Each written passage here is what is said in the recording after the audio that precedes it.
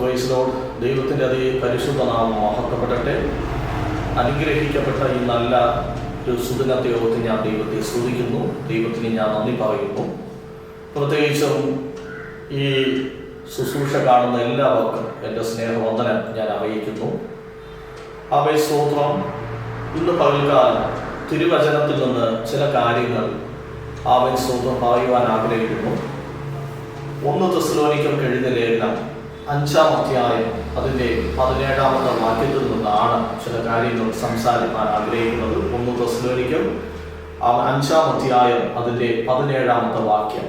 ആ ഭാഗത്ത് നിന്ന് ഒരു സ്തോത്രം ഒരു ഭാഗം മാത്രം ചിന്തിപ്പാൻ ആഗ്രഹിക്കുന്നു.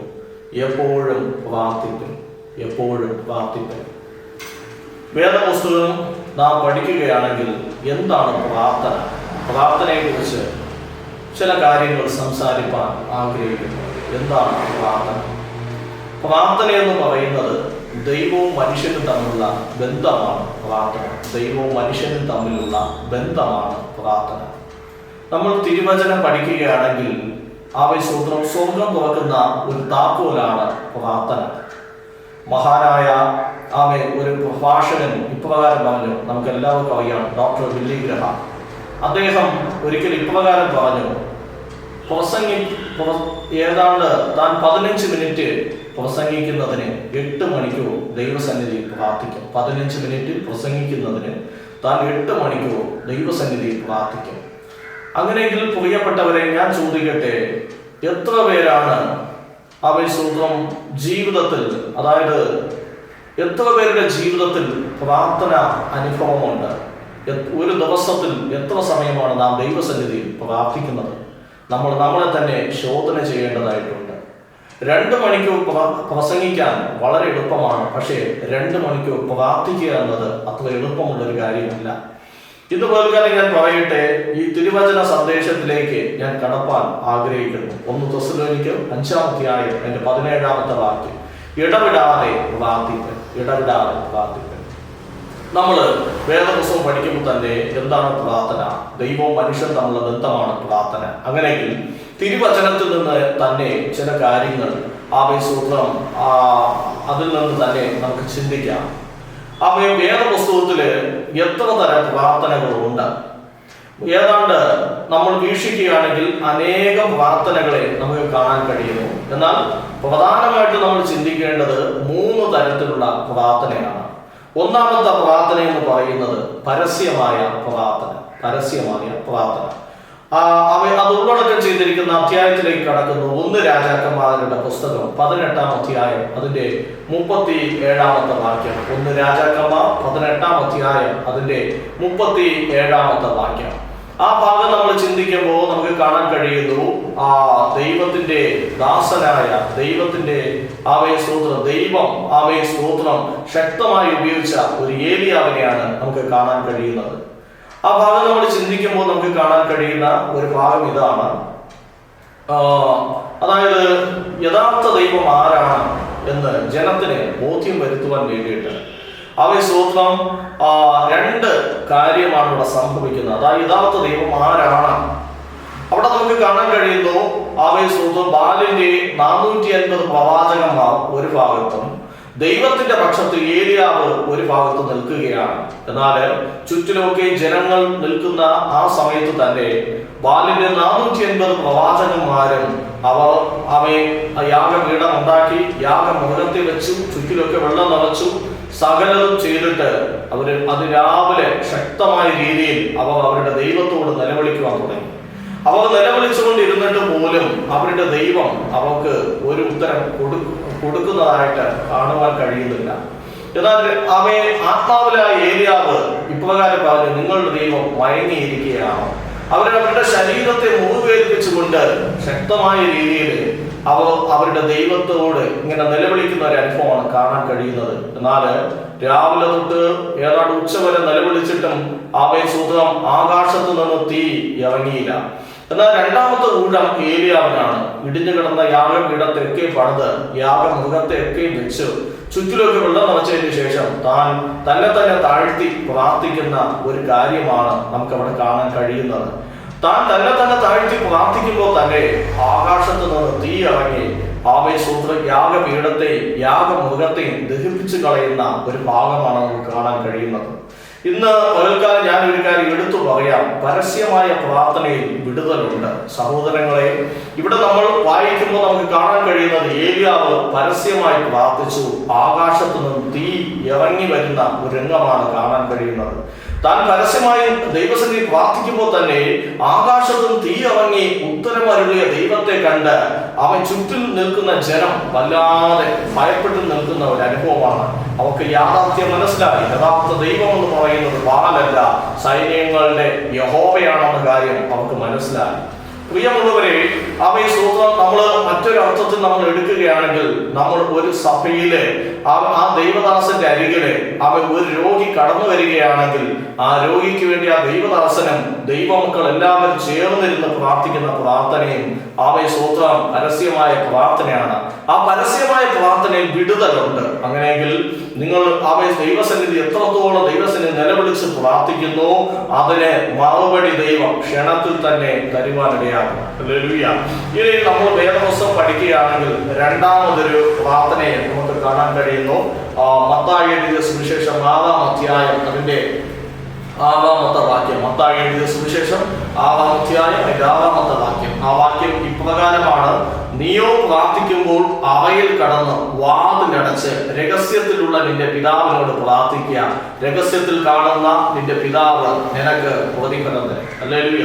ആ വചനം ഇപ്രകാരമാണ്: നീയോ പ്രാർത്ഥിക്കുമ്പോൾ വാതിലടച്ച് സ്തോത്രം അവയിൽ കടന്ന് വാതിലടച്ച് രഹസ്യത്തിലുള്ള നിന്റെ പിതാവിനോട് പ്രാർത്ഥിക്കുക. രഹസ്യത്തിൽ കാണുന്ന നിന്റെ പിതാവ് നിനക്ക് പ്രതിഫലം തരും. സഹോദരങ്ങളെ, ഞാൻ വിളിച്ചു പറയട്ടെ, ദൈവസന്നിധിയിലുള്ള പ്രാർത്ഥന സ്തോത്രം നിശ്ചയമായിട്ടും അത്ഭുതങ്ങൾ ദൈവം അയക്കുക തന്നെ ചെയ്യും.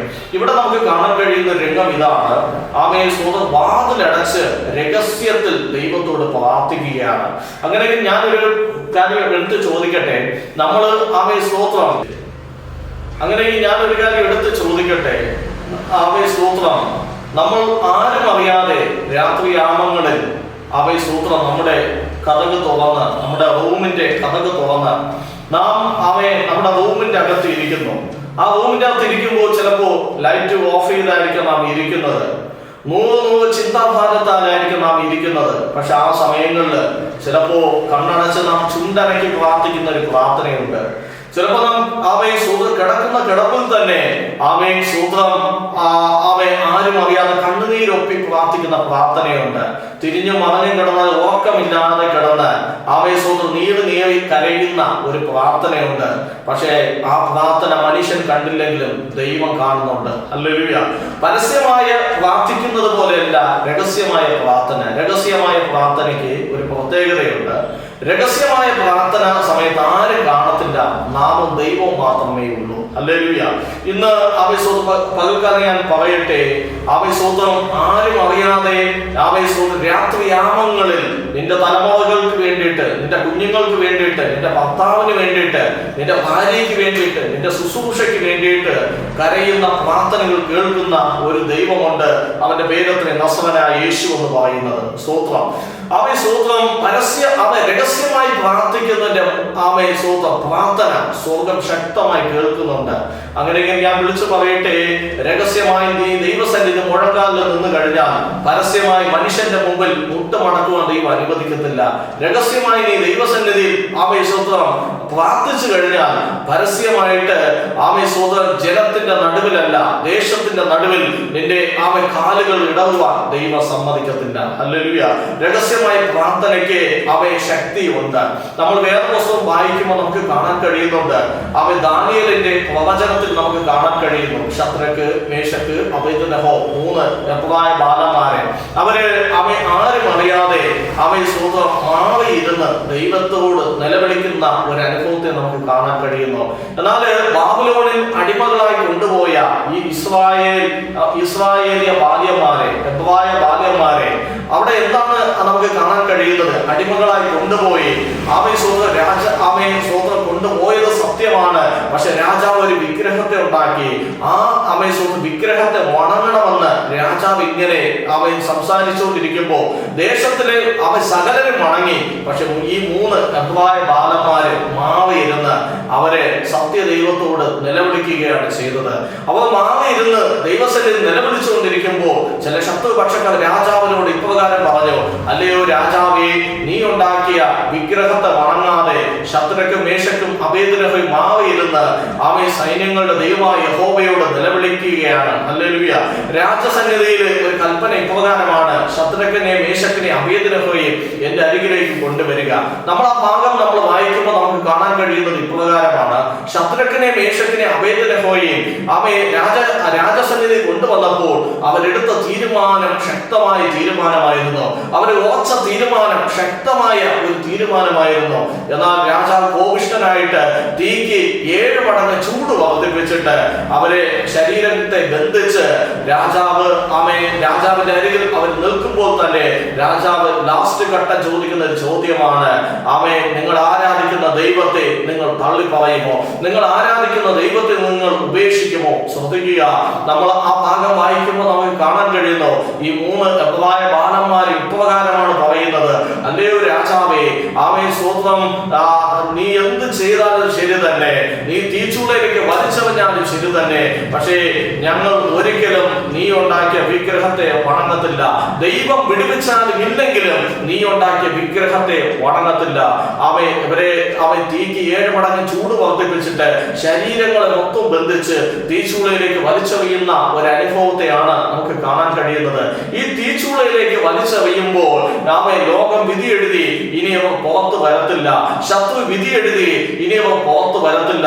ചുറ്റിലും കാണുകയിൽ നിന്ന ശത്രു പക്ഷത്തിൽ നിന്ന് ആൾക്കാർ വിധി എഴുതി, ഇനി ഒരിക്കലും ഇവർ പുറത്ത് വരത്തില്ല. എന്നാൽ നമ്മൾ വേദപുസ്തകം പഠിക്കുമ്പോൾ നമുക്ക് കാണാൻ കഴിയുന്ന ഒരു ഭാഗം ഇതാണ്. രാജാവ് നോക്കിക്കൊണ്ടിരിക്കുമ്പോൾ തന്നെ രാജാവ് നോക്കിക്കൊണ്ടിരിക്കുമ്പോൾ തന്നെ നാം 3 പേരെ അല്ലയോ തീച്ചൂളയിലേക്ക് വലിച്ചെറിഞ്ഞത്, പക്ഷേ 4ാമത് ഒരുവനായ സ്തോത്രം, ദൈവ പുരുഷന് തുല്യനായ ഒരുവൻ തീച്ചൂളയുടെ നടുവിൽ നിൽക്കുന്ന ഒരു കാഴ്ചയാണ് കണ്ടത്. ശദ്രക്ക് മേശക്ക് അബേദ്നെഗോ 3 എബ്രായ ബാലന്മാര് സ്തോത്രം ഒറ്റയ്ക്കല്ല നിൽക്കുന്നത്. 4ാമത് ഒരുവനായ നസ്രനായ യേശു ആ തീച്ചൂളയുടെ നടുവിൽ ഇറങ്ങി നിൽക്കുന്ന ഒരു കാഴ്ചയാണ് നമുക്ക് കാണാൻ കഴിയുന്നത്. ഇന്ന് പകൽക്കാലം ഞാൻ വിളിച്ചു പറയട്ടെ, സ്തോത്രം, തീയുടെ ബലത്തെ കെടുത്തുന്നവനാണ് നമ്മുടെ ദൈവം. കഴിഞ്ഞ നാളുകളിൽ നമ്മുടെ ജീവിതത്തിൽ എത്രയോ പ്രതികൂലങ്ങൾ കടന്നു വന്നോ, എത്രയോ പ്രതിസന്ധികൾ കടന്നു വന്നോ, എത്രയോ വേദനകൾ കടന്നു വന്നോ, എത്രയോ നിരാശകൾ കടന്നു വന്നോ, പഴയിരുന്ന ആക്ഷേപം, പരിഹാസം, ഇതെല്ലാം കടന്നു വന്നോ. പക്ഷേ അതിന്റെ നടുവിൽ സ്തോത്രം, എന്റെ ദൈവം നമുക്ക് അനുകൂലമായി നിന്നത് കൊണ്ട് മാത്രമാണ് ഇതൊന്നും നമ്മളെ തൊടാൻ കഴിയാതെ പോയത്. സ്തോത്രം, ഞാൻ ഒരു കാര്യം എടുത്തു പറയട്ടെ.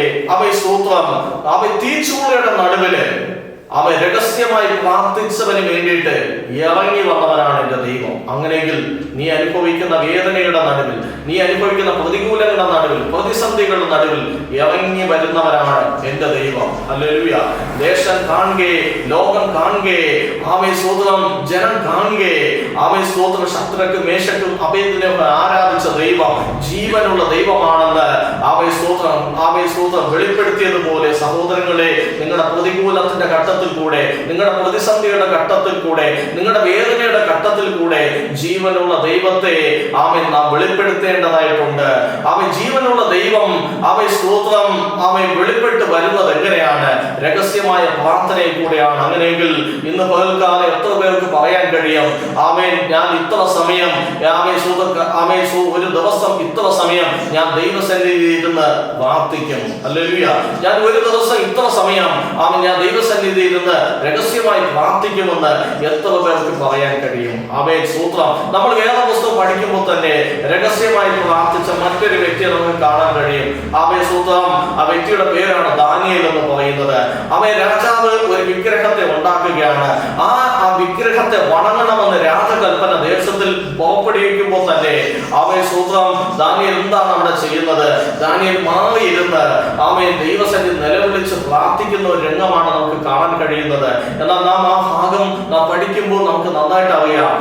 സ്തോത്രം. ദേശത്തുള്ള സകല വ്യക്തികളും രാജാവ് ഉണ്ടാക്കിയ വിഗ്രഹത്തെ വണങ്ങിയിട്ട് ദാനിയേൽ മാറിയിരുന്ന് ദൈവത്തോട് നിലവിളിച്ചുകൊണ്ടിരിക്കുമ്പോൾ തന്നെ സ്തോത്രം ചില ശത്രുപക്ഷക്കാർ രാജാവിനോട് ഇപ്രകാരം പറഞ്ഞു, ആന്റെയോ രാജാവേ, നീ ഉണ്ടാക്കിയ വിഗ്രഹത്തെ വണങ്ങാതെ ദാനിയേൽ മാറിയിരുന്ന് ദൈവത്തോട് നിലവിളിച്ച് പ്രാർത്ഥിക്കുകയാണ്.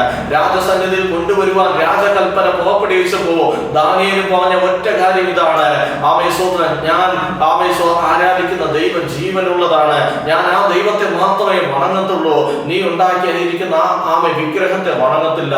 എന്നാൽ സ്തോത്രം നമുക്കറിയാം, നമ്മൾ ആ ഭാഗം വായിക്കുമ്പോൾ നമുക്ക് നന്നായിട്ട് അറിയാം. സ്തോത്രം. സിംഹത്തിന്റെ ഗുഹയിലേക്ക് ദാനിയേലിനെ വലിച്ചെറിയുകയാണ് ചെയ്യുന്നത്. നാം ആ ഭാഗം പഠിക്കുമ്പോൾ നമുക്ക് കാണാൻ കഴിയുന്നു, രാജാവ് പിറ്റേ ദിവസം നോക്കുമ്പോൾ തന്നെ ദാനിയേൽ ജീവനോടെ ഇരിക്കുന്ന ഒരു കാഴ്ചയാണ് കാണാൻ കഴിയുന്നത്. സ്തോത്രം. രഹസ്യമായ പ്രാർത്ഥനയ്ക്ക് വിടുതലുണ്ട്. പരസ്യമായ നാം എത്രത്തോളം പരസ്യമായി പ്രാർത്ഥിച്ചാലും ശരി തന്നെ ആ പരസ്യമായി പ്രാർത്ഥനയ്ക്ക് വിടുതലുണ്ട്, രഹസ്യമായ പ്രാർത്ഥനയ്ക്ക് വിടുതലുണ്ട്. ചില വ്യക്തികൾ പരസ്യമായ ശക്തമായ രീതിയിൽ പരസ്യമായി പ്രാർത്ഥിച്ചിട്ട് പോലും ഒരു വിടുതൽ പ്രാപിക്കാൻ കഴിയാതെ ഭാരപ്പെടുന്ന ചില അവസ്ഥകളുണ്ട്. എന്നാൽ അത്തരത്തിലുള്ള വ്യക്തികൾ രഹസ്യമായി പ്രാർത്ഥിക്കേണ്ടതാണ്. രഹസ്യമായി കാണുന്ന പിതാവ് നിശ്ചയമായിട്ട് നമുക്ക് മറുപടി തരും. സ്വന്തം പല വ്യക്തികളുടെ വിജയത്തിന്റെ രഹസ്യം, പല വ്യക്തികളുടെ അനുഗ്രഹത്തിന്റെ രഹസ്യം എന്ന് പറയുന്നത് രഹസ്യമായ പ്രാർത്ഥനയാണ്. രഹസ്യമായ പ്രാർത്ഥനയാണ്. നമ്മൾ വേദപുസ്തകം പഠിക്കുമ്പോൾ സ്വന്തം മൂന്നാമതൊരു പ്രാർത്ഥനയെ നമുക്ക് കാണാൻ കഴിയുന്നു. മൂന്നാമത്തെ പ്രാർത്ഥന, ബൈബിൾ പറയുന്ന മൂന്നാമത്തെ പ്രാർത്ഥന ഏതാണെന്ന് നമുക്കൊന്ന് ചിന്തിക്കാം. യെശയ്യാവിന്റെ പുസ്തകം 58-ാം അധ്യായം അതിന്റെ 6-ാമത്തെ വാക്യം. യെശയ്യാവിന്റെ പുസ്തകം 58-ാം അധ്യായം അതിന്റെ 6-ാമത്തെ വാക്യം. ആ വാക്യം ഇപ്രകാരമാണ്, അന്യായ ബന്ധനങ്ങൾ അഴിക്കുക, മുഖത്തിന്റെ അമികയറുകൾ അഴിക്കുക, പീഡിതരെ സ്വതന്ത്രരായി വിട്ടേക്കുക, എല്ലാ മുഖത്തെയും തകർക്കുക, ഇതല്ലയോ എനിക്കിഷ്ടമുള്ള ഉപവാസം. അപ്പോ യെശയ്യാവിന്റെ പുസ്തകം 58-ാം അധ്യായം 6-ാമത്തെ വാക്യത്തില് വേദപുസ്തകത്തിൽ നാം കാണുന്ന മൂന്നാമത്തെ ഉപവാസത്തെ നമുക്ക് കാണാൻ കഴിയുന്നു. നമ്മൾ ഒന്നാമത് ചിന്തിച്ചു പരസ്യമായ പ്രാർത്ഥന, രണ്ടാമത് ചിന്തിച്ചു രഹസ്യമായ പ്രാർത്ഥന, മൂന്നാമത് നമ്മൾ ചിന്തിക്കുന്നു ഉപവാസ പ്രാർത്ഥന. എന്താണ് ദൈവം ആഗ്രഹിക്കുന്ന ഉപവാസം? അന്യായമായ ബന്ധനങ്ങൾ അഴിക്കുക, മുഖത്തിന്റെ അമിക്കയറുകൾ അഴിക്കുക, പീഡിതരെ സ്വതന്ത്രരായി വിട്ടേക്കുക, എല്ലാ മുഖത്തെയും തകർക്കുക, ഇതല്ലയോ എനിക്കിഷ്ടമുള്ള ഉപവാസം. നിശ്ചയമായിട്ട് ഞാൻ പറയേണ്ട സഹോദരങ്ങളെ, ഉപവാസ പ്രാർത്ഥനയിൽ വിടുതലുണ്ട്. നമ്മൾ വചനം വായിക്കും, ഉപവാസത്താലും പ്രാർത്ഥനയിലും അല്ലാതെ ഈ ജാതി നീങ്ങിപ്പോകത്തില്ല. ജാതി എന്ന് പറയുന്നത് നമ്മളെ ഭാരപ്പെടുത്തുന്ന വിഷയങ്ങളാണ്, നമ്മളെ വേദനിപ്പിക്കുന്ന വിഷയമാണ്. നമ്മൾ എത്ര തന്നെ പ്രാർത്ഥിച്ചിട്ടും നീക്കുപോക്കില്ലാതിരിക്കുന്ന വിഷയമാണ്. പക്ഷേ നാം ഇന്ന് പകൽക്കാലം ഉപവസിച്ച് പ്രാർത്ഥിക്കുമെങ്കിൽ നിശ്ചയമായിട്ട് നമ്മുടെ ജീവിതത്തിന്റെ അകത്ത് കർത്താവ് അത്ഭുതങ്ങൾ ചെയ്യാം. നിന്റെ തലമുറയുടെ മേൽ അത്ഭുതങ്ങൾ വെളിപ്പെടാം, നിന്റെ ഭർത്താവിന്റെ മേൽ അത്ഭുതങ്ങൾ വെളിപ്പെടാം. ഭൗതിക തലത്തിലുള്ള ചില അനുഗ്രഹങ്ങൾ നമ്മുടെ ജീവിതത്തിന്റെ അകത്ത് വെളിപ്പെടും. ആത്മീയമായിട്ടുള്ള ചില അനുഗ്രഹങ്ങൾ വെളിപ്പെടും. ശുശ്രൂഷ തലത്തിൽ ദൈവത്തിന്റെ ആത്മാവ് ശക്തമായിട്ട് ദൈവത്തിന്റെ ആത്മാവ് ഉപയോഗിക്കുക തന്നെ ചെയ്യാം. ഇന്ന് പേർക്കറിയാൻ പറയട്ടെ, ഉപവാസത്താലും പ്രാർത്ഥനയിലും അല്ലാതെ ഈ ജാതി നീങ്ങി പോകത്തില്ല. മറ്റൊരു ഭാഗത്ത് നമ്മൾ ചിന്തിക്കുമ്പോൾ നമുക്ക് കാണാൻ കഴിയുന്നു, പാമ്പുകളെയും തേളുകളെയും ശത്രുവിന്റെ സകല ബലത്തെ ചവിട്ടുവാൻ ഞാൻ നിങ്ങൾക്ക് അധികാരം തരുന്നു. പാമ്പുകളെയും തേളുകളെയും ശത്രുവിന്റെ സകല ബലത്തെ ചവിട്ടുവാൻ ഞാൻ നിങ്ങൾക്ക് അധികാരം തരുന്നു. എങ്ങനെയാണ് ദൈവം നമുക്ക് അധികാരം തരുന്നത്? ഉപവാസത്താലും പ്രാർത്ഥനയാലും അത്രേ. ഹല്ലേലൂയ. ഇന്ന് പേർക്കറിയാൻ വിളിച്ചു പറയട്ടെ, തുടക്കത്തിൽ ഞാൻ പറഞ്ഞു എന്താണ് പ്രാർത്ഥന? ദൈവവും മനുഷ്യൻ തമ്മിലുള്ള ബന്ധമാണ് പ്രാർത്ഥന. വേദപുസ്തകത്തിന്റെ അകത്ത് പ്രാർത്ഥനയെ 3 തരത്തിൽ കാണാൻ കഴിയുന്നുണ്ട്. 1 പരസ്യമായ പ്രാർത്ഥന, 2 രഹസ്യമായ പ്രാർത്ഥന, 3 ഉപവാസ പ്രാർത്ഥന. ഇന്ന് പേർക്കാല കണ്ണുകൾ അടയ്ക്കാം, ദൈവത്തോട് പ്രാർത്ഥിക്കാം. സ്തോത്രം. എത്ര പേർക്ക് ഒരു തീരുമാനം എടുക്കാൻ കഴിയും? കർത്താവേ, ഒരു ദിവസം ദൈവം തന്നിരിക്കുന്ന ഒരു ദിവസം ഞാൻ ഇത്ര സമയങ്ങളിൽ ദൈവസന്നിധി ഞാൻ പ്രാർത്ഥിക്കാം. സ്തോത്രം. പരസ്യമായി സ്തോത്രം നമുക്ക് പ്രാർത്ഥിക്കാം, രഹസ്യമായി പ്രാർത്ഥിക്കാം, ഉപവസിച്ച് പ്രാർത്ഥിക്കാം. ഹല്ലേലൂയ. തീരുമാനം പ്രിയപ്പെട്ടവരുടേതാണ്. നിങ്ങൾ എവിടെ ആയിരുന്നാലും ശരി തന്നെ. സ്തോത്രം. ഒരു ദിവസം നമുക്ക് ദൈവം തരുന്ന ദിവസത്തിൽ ജീവിതത്തിൽ എത്ര സമയം പ്രാർത്ഥിക്കാമെന്ന് നമുക്കൊരു തീരുമാനമെടുക്കാം. എത്ര സമയം പ്രാർത്ഥിക്കാം? ഈ പ്രാർത്ഥനകൾ വളരെ അത്യന്താപേക്ഷിതമാണ്. പരസ്യമായ പ്രാർത്ഥന നമ്മുടെ ജീവിതത്തിൽ വളരെ അത്യാവശ്യമാണ്. രഹസ്യമായ പ്രാർത്ഥന നമ്മുടെ ജീവിതത്തിൽ വളരെ അത്യാവശ്യമാണ്. ഉപവാസ പ്രാർത്ഥന നമ്മുടെ ജീവിതത്തിൽ വളരെ അത്യാവശ്യമാണ്. അവയെ പരസ്യമായ പ്രാർത്ഥനയിൽ വിടുതൽ കിട്ടിയില്ലെന്ന് പറഞ്ഞ് ഭാരപ്പെടുകയാണെങ്കിൽ നിശ്ചയമായിട്ടും രഹസ്യമായ പ്രാർത്ഥനയിൽ വിടുതലുണ്ട്. രഹസ്യമായ പ്രാർത്ഥനയിൽ ഒരു വിടുതൽ കിട്ടിയില്ലെന്ന് പറഞ്ഞ് നാം ഭാരപ്പെടുകയാണെങ്കിൽ നിശ്ചയമായിട്ടും ഉപവാസ പ്രാർത്ഥനയിൽ വിടുതലുണ്ട്. ഉപവാസത്താൽ പ്രാർത്ഥനയിലും അല്ലാതെ ഈ ജാതി നീങ്ങിപ്പോകത്തില്ല.